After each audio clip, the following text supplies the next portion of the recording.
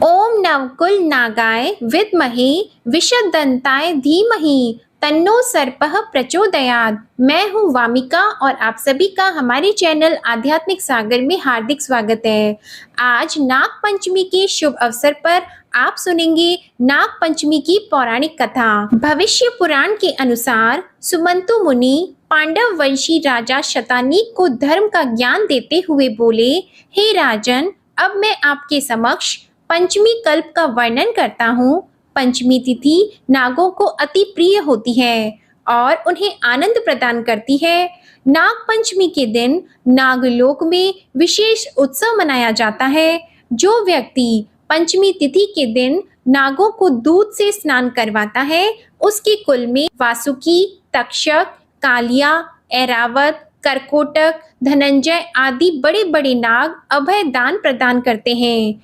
एक बार माता के शाप से नाग जलने लगे, इसलिए उस दाह की व्यथा को दूर करने के लिए पंचमी के दिन गाय के दूध से नागराज को आज भी स्नान करवाया जाता है। इससे सर्प का भय नहीं रहता।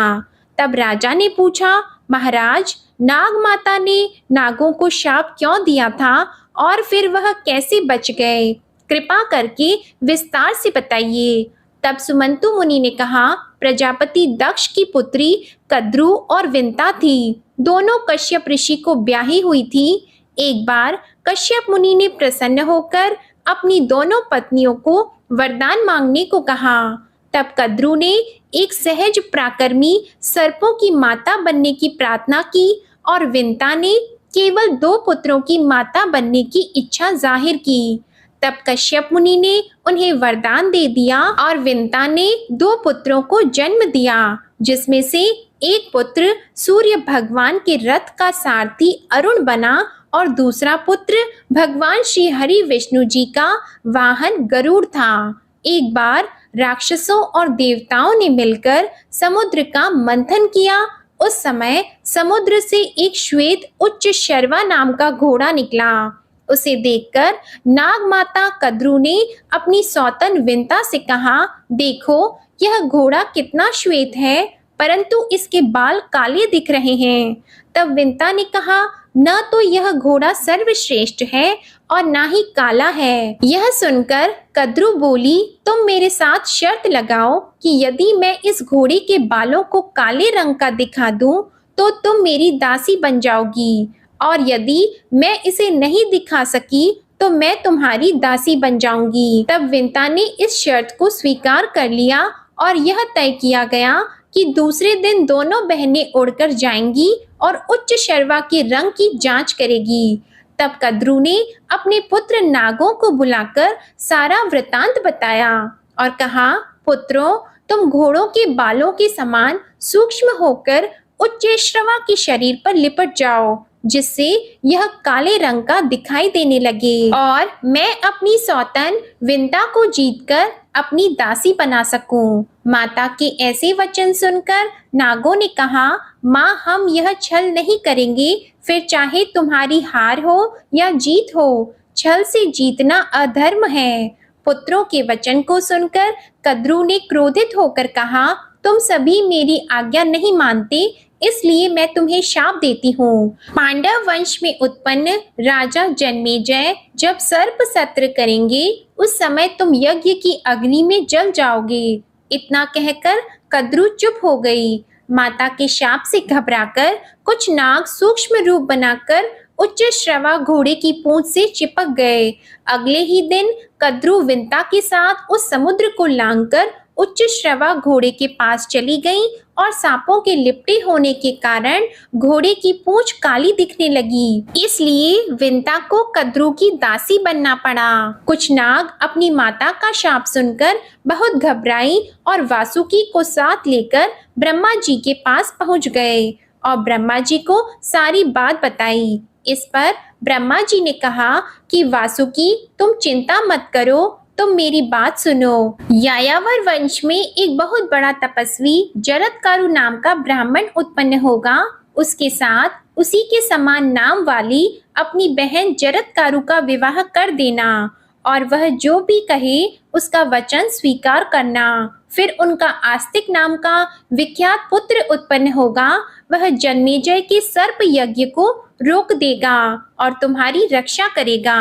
ब्रह्मा जी के वचन को सुनकर नागराज वासुकी बहुत प्रसन्न हुए और उन्हें प्रणाम करके अपने लोक में आ गई। सुमंतु मुनि ने इस कथा को सुनाकर कहा, हे राजन, वह यज्ञ तुम्हारे पिता राजा जन्मेजय ने किया था। यही बात श्री कृष्ण भगवान ने युधिष्ठिर से कही थी कि राजन, आज से 100 वर्ष के बाद सर्प यज्ञ होगा जिसमें बड़े बड़े विषधर और दुष्ट नाग नष्ट हो जाएंगे। करोड़ों नाग जब अग्नि में दग्ध होने लगेंगे तब आस्तिक नाम का ब्राह्मण सर्प यज्ञ को रोककर नागों की रक्षा करेगा।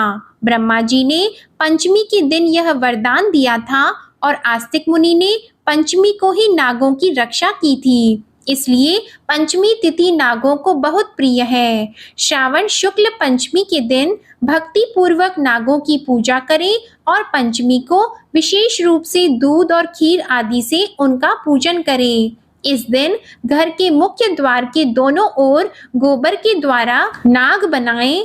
दही, दूध, दूर्वा, पुष्प, गंध, अक्षत और अनेक प्रकार के दियों से नागों का पूजन करके ब्राह्मणों को भोजन करवाएं। ऐसा करने वाले मनुष्य के कुल में कभी सर्पों का भय नहीं रहता। दक्ष पुत्री कद्रु के पुत्रों में सबसे पराक्रमी शेषनाग थी। उनका एक नाम अनंत भी है। जब शेषनाग ने देखा कि उनकी माता तथा भाइयों ने मिलकर विंता के साथ छल किया है तो उन्होंने अपनी माँ और भाइयों का साथ छोड़कर गंधमादन पर्वत पर तपस्या की और ब्रह्मा जी से वरदान पाया। ब्रह्मा जी ने खुश होकर उन्हें पाताल लोक में सर्पों का राजा बना दिया। इसके अलावा उन्होंने भगवान विष्णु का सेवक बनना अपना सबसे बड़ा पुण्य समझा। उन्हीं के कहने पर शेषनाग ने संपूर्ण पृथ्वी को अपने फन पर धारण कर लिया। क्षीर सागर में भगवान विष्णु शेषनाग के आसन पर ही विराजित होते हैं। उन्होंने भगवान विष्णु के साथ रामायण काल में श्री राम के छोटे भाई लक्ष्मण और महाभारत काल में भगवान विष्णु के कृष्ण अवतार के समय कृष्ण के बड़े भाई बलराम के रूप में अवतार लिया। शेषनाग के पृथ्वी के नीचे जाते ही अर्थात जल लोक में जाते ही उनके स्थान पर उनके छोटे भाई वासुकी का राज तिलक किया गया। वासुकी नाग भगवान शिव के सेवक थे। उनकी पत्नी का नाम शतशीर्षा है। इनकी बुद्धि सदा शिव भक्ति में लगी रहती है। धार्मिक ग्रंथों के अनुसार समुद्र मंथन के समय नागराज वासुकी की नीति बनाई गई थी। त्रिपुरदाह के समय वासुकी शिव भगवान के धनुष की डोर बने थे। इनकी भक्ति से प्रसन्न होकर भोलेनाथ ने इन्हें अपने गले का आभूषण बना लिया। इस प्रकार नागों की पौराणिक कथा पूर्ण होती है। अब सुनिए मनोकामनाओं को पूरा करने वाली नाग पंचमी की व्रत कथा। प्राचीन समय में एक सेठ जी के 7 बेटे थे। सातों का विवाह हो चुका था। सबसे छोटे बेटे की पत्नी श्रेष्ठ चरित्र की विदुषी और सुशील थी, लेकिन उसका कोई भाई नहीं था। एक दिन बड़ी बहू ने घर लीपने को पीली मिट्टी लाने के लिए सभी बहुओं को भी साथ चलने को कहा, तो सभी धलिया और खुरपी लेकर मिट्टी खोदने लगी।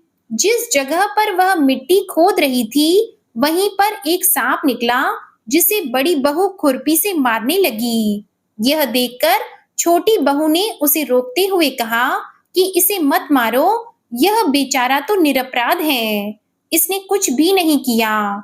यह सुनकर बड़ी बहू ने उस सांप को नहीं मारा। तब सांप एक ओर जा बैठा। छोटी बहू ने उससे कहा कि हम अभी लौटकर आती हैं, तुम यहाँ से कहीं मत जाना। ऐसा कहकर वह सबके साथ मिट्टी लेकर अपने घर चली गई और छोटी बहू वहां कामकाज में फंसकर सांप से जो वादा किया था उसे भूल गई। सो उसे अगले दिन वह बात याद आई, तो सबको साथ लेकर वह फिर से वहां पहुंची और सांप को उसी जगह पर बैठा देखकर कहने लगी, सांप भैया नमस्कार। सांप ने कहा, तू भैया कह चुकी है, इसलिए तुझे छोड़ देता हूँ, नहीं तो झूठी बात कहने के कारण मैं तुझे अभी डस लेता। तब छोटी बहू बोली, भैया मुझसे भूल हो गई, उसके लिए मुझे माफ कर दो। तो सांप बोला, अच्छा तू आज से मेरी बहन हुई और मैं तेरा भाई हुआ। अब तुझे जो भी मांगना हो वह मांग ले। तो वह बोली, भैया मेरा कोई नहीं है, अच्छा हुआ जो तू मेरा भाई बन गया। कुछ दिन बीतने के बाद वह सांप मनुष्य का रूप धरकर छोटी बहू के घर आया और कहने लगा कि मेरी बहन को मेरे साथ भेज दो। उसकी बात सुनकर सब कहने लगे कि इसका तो कोई भाई नहीं था। तब वह बोला, मैं दूर के रिश्ते में इसका भाई हूँ, बचपन में ही बाहर चला गया था। उसके विश्वास दिलाने पर ही घर के लोगों ने छोटी बहू को उसके साथ भेज दिया। अब उसने मार्ग में बताया कि मैं वही सांप हूँ, इसलिए तू डरना मत और जहाँ चलने में कठिनाई हो बहन, वहां मेरी पूंछ पकड़ लेना। छोटी बहू ने सांप भाई के कहे अनुसार वैसा ही किया और इस प्रकार वह उसके घर पहुंच गई। वहां के धन ऐश्वर्य को देखकर वह चकित हो गई। एक दिन सांप की माँ ने उससे कहा कि मैं एक काम से बाहर जा रही हूँ, तो अपने भाई को ठंडा दूध पिला देना। अब छोटी बहू को यह बात ध्यान नहीं रही और उसने गलती से अपने भाई को गर्म दूध पिला दिया, जिससे उसका मुख बुरी तरह जल गया। यह देखकर सांप की माँ बहुत क्रोधित हुई, किंतु सांप के समझाने पर वह शांत हो गई। तब सांप ने कहा कि बहन को अब उसके घर भेज देना चाहिए। तब सांप और उसके पिता ने बहुत सारा सोना, चांदी, हीरे, जवाहरात, वस्त्र, आभूषण आदि देकर छोटी बहू को उसके घर पहुंचा दिया। छोटी बहू के साथ इतना ढेर सारा धन देखकर बड़ी बहू ने ईर्ष्या से कहा कि भाई तो तुम्हारा बड़ा धनवान है, तुम्हें तो उससे और भी धन लाना चाहिए था। सांप ने जब बड़ी बहू की बात सुनी तो उसने अपनी बहन को सब वस्तु सोने की लाकर दे दी। यह देखकर बड़ी बहू कहने लगी, अब इन्हें झाड़ने के लिए झाड़ू भी तो सोने की होनी चाहिए। तब सांप ने बड़ी बहू की बात सुनकर झाड़ू भी सोने की लाकर सामने रख दी। सांप ने छोटी बहू को हीरे मणियों का एक अद्भुत हार दिया था। उसकी प्रशंसा उस देश की रानी ने भी सुनी।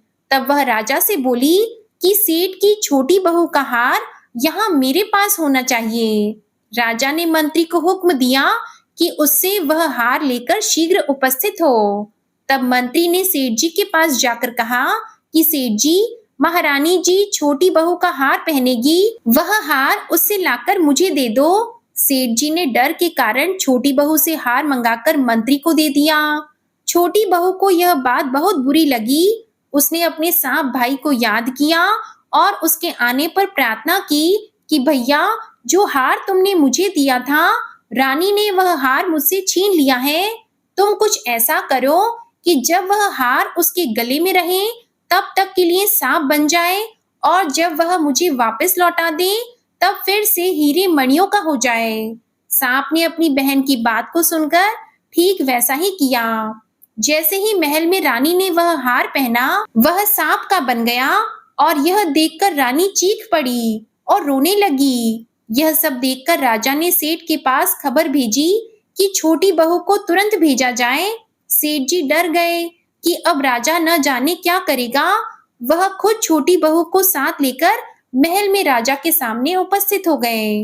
राजा ने छोटी बहू से पूछा, बता तूने क्या जादू किया है, मैं तुझे दंड दूंगा। छोटी बहू बोली, राजन मेरी गलती क्षमा कीजिए।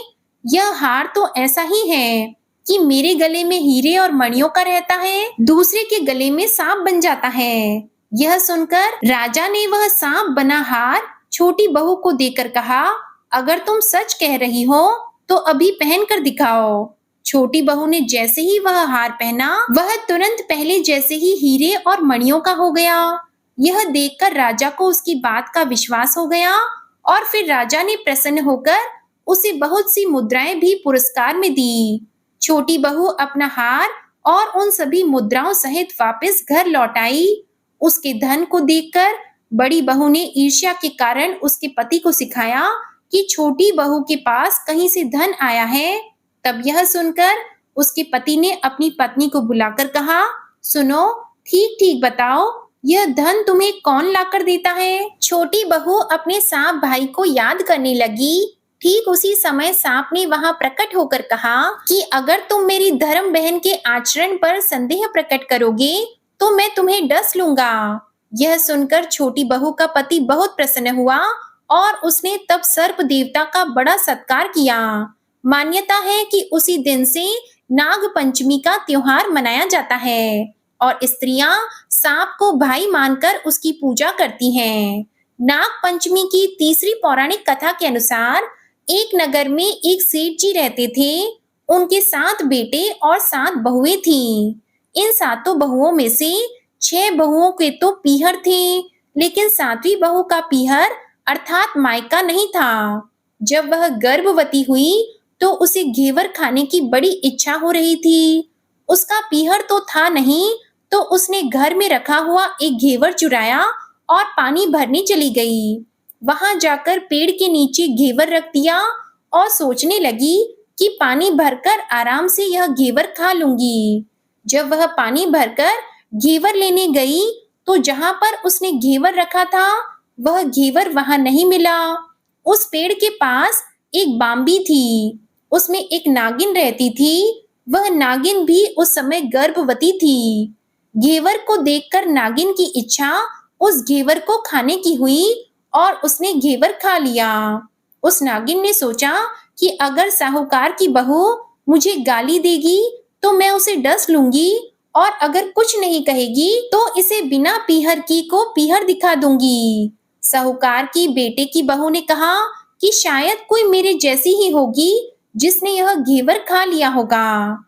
ऐसा सुनकर नागिन तो बड़ी खुश हुई और उसने अपने बेटों से कहा कि तुम इंसान का रूप बनाकर जाओ और साहूकार के बेटे की बहू को लेकर आओ। नागिन के बच्चे इंसान का रूप बनाकर अपनी माँ के कहे अनुसार साहूकार के घर चले गए। वहां जाकर कहने लगे कि हम अपनी बहन को लेने आए हैं। तब सास ने कहा कि इससे पहले तो कभी बहू का कोई भाई नहीं आया, इतने दिन कहाँ थे? तब उन्होंने कहा कि जब हमारी बहन का जन्म हुआ तब हम नानी के घर थे और जब इसका विवाह हुआ तब हम परदेश कमाने के लिए गए हुए थे, इसलिए नहीं आ पाए। उन लड़कों ने बहुत सारे कपड़े, गहने और मिठाइयाँ बहन के सास और जेठानियों के लिए लाकर दिए। यह सब देखकर सास बड़ी खुश हुई और जेठानी मन ही मन यह सब देखकर बड़ी जल रही थी। सास ने बहू को उसके भाइयों के साथ भेज दिया। बांबी के पास जाकर उन्होंने कहा कि बहन, हम नाग हैं। उस दिन जब तुमने पेड़ के नीचे घेवर रखा था तब तुम्हारा घेवर हमारी माँ ने ही खाया था। उन्होंने तुम्हें अपनी बेटी माना है, इस नाते से तुम तो हमारी बहन हुई। बहन, अब तुम हमारी पूंछ को पकड़ लो और डरना मत। उनके कहने पर बहन पूंछ पकड़कर बांबी में चली गई। वहां पर उन्होंने उसे बहुत लाड प्यार और सुख से रखा। वहीं पर छोटी बहू ने एक बच्चे को जन्म दिया। वह बालक थोड़ा बड़ा हुआ। तब की बात है, पड़ोसन ने साहूकार के बेटे की बहू को सिखा दिया कि अगर तू अपनी माँ की इतनी ही लाडली है तो अपनी माँ से कहना कि आज तो नागों को दूध मैं ही पिलाऊंगी। पड़ोसन का ताना छोटी बहू को सहन नहीं हुआ और वह माँ से जिद करके नागों को ठंडा दूध पिलाने लगी। दूध अभी तक ठंडा नहीं हुआ था, दूध अभी गर्म ही था। उससे पहले ही उसके बेटे ने दरवाजा खटखटा दिया। दरवाजा खटखटाने की आवाज सुनकर छोटे बड़े सारे नाग दूध पीने के लिए दौड़ पड़े और जैसे ही उन्होंने दूध के कटोरे में मुंह डाला तो बहुतों का मुंह जल गया। तब नाग क्रोधित होकर कहने लगे कि अब हम अपनी बहन को काटेंगे। उसकी माँ ने उन्हें समझाते हुए कहा कि अपनी बहन को मत काटो, यह तो तुम्हें आशीर्वाद देगी। तब साहूकार के बेटे की बहू बोली, जियो मारा नाग नागिन, जियो मारा खांडिया बांडिया बीर, बीर उठावे दिखनीरो चीर, चीर तो फाट पण खांडिया बांडिया बीर जीवता रहे। थोड़े दिन बीत जाने के बाद पड़ोसन ने फिर से ताना मारा कि अगर तेरी माँ तुझ पर विश्वास करती हो तो तुझे 7वीं कोठे की चाबी दे देती। अब छोटी बहू ने अपनी माँ से जिद की और चाबी ले ली। जब चाबी ली और ताला खोला तो अंदर झूले में नाग बाबा झूल रहे थे। उसने नाग बाबा से कहा, सत सिया राम बाबा। उन्होंने कहा कि तूने सत सिया राम कर लिया, वरना मैं तुझे अभी डस लेता। तब उसने कहा कि आप तो मेरे पिता हो, भला मुझे कैसे डस सकते हो? और कहने लगी, जियो नाग नागिन, जियो वासुकी नाग, जिन मेरो लाड़ लड़ाया 9 करोड़ को हार।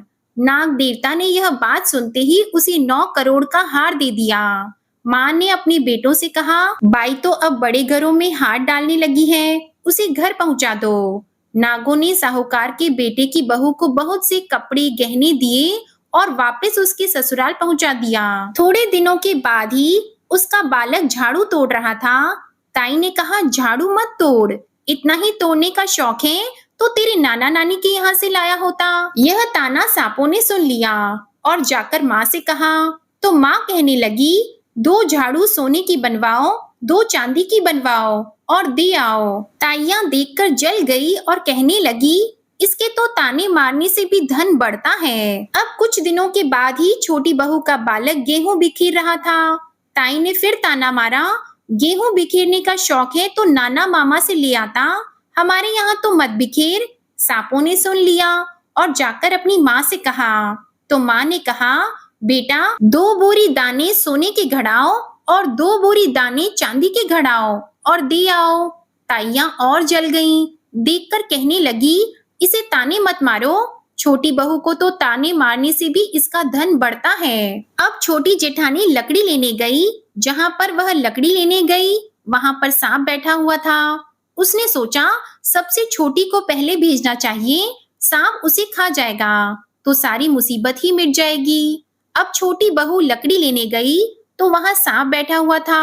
वह बोली, भैया राम राम। सांप ने झट से बिछुए दे दिए, पहनकर छम छम करती हुई आई। यह सब देखकर जेठानियां देखकर जल गईं। 2-4 दिन बाद पान की गड्डियों में एक सांप देखा तो बड़ी जेठानी ने सबसे छोटी को पान लेने भेजा। सोचा, आज तो सांप जरूर छोटी को काट लेगा। इधर सांप को देखकर छोटी बहू कहने लगी, भैया घर के क्या हालचाल हैं? सब ठीक तो है, सबको मेरा राम राम कहना। बहन की बात सुनकर सांप ने मुंदड़ी पहना दी। जेठानियों ने फिर देखा और वे जल गईं। अब उसका पति दुकान से आया तो जेठानियों ने उसे सिखा दिया कि तेरी बहू के तो सांप बिच्छू से दोस्ती है। साहूकार का बेटा अपनी पत्नी से रात को कहने लगा, सच सच बता, सांप बिच्छू तेरे क्या लगते हैं जो तुझे काट खाने के बजाय तुझे गहने देते हैं? बहू कहने लगी, वो तो मेरे भाई भतीजे लगते हैं। फिर उसने सारी बात अपने पति को बता दी। सुनकर पति बोला, तो क्या तेरे भाई भतीजे तुझे ही बुलाते हैं, कभी अपने जवाई को यानी हमें नहीं बुलाते? कोने कोने में छुपे सांपों ने यह बात सुन ली तो जाकर अपनी माँ से कहा। माँ ने कहा, ठीक है, दोनों को बुला लाओ। अब वे सांप इंसान का रूप बनाकर दोनों को और उनके बच्चों को बुला लाए। खूब कपड़े गहने देकर बाद में तीनों को धूमधाम से विदा कर दिया। ऐसा समर्थ पीहर नाग पंचमी की कहानी कहने वाले को, नाग पंचमी की इस कहानी को सुनने वाले को सबको मिले। जैसे अनपिहरी वह बहू पहले रही थी, ऐसी किसी को भी ना रखे। हे नाग देवता, इस कथा को कहने, सुनने और हुंकारा भरने वाले सभी की मनोकामनाएं पूर्ण करना, सभी के दुखों को दूर करना। प्रेम से बोलिए नाग देवता की जय। माता पार्वती और भगवान शंकर की जय।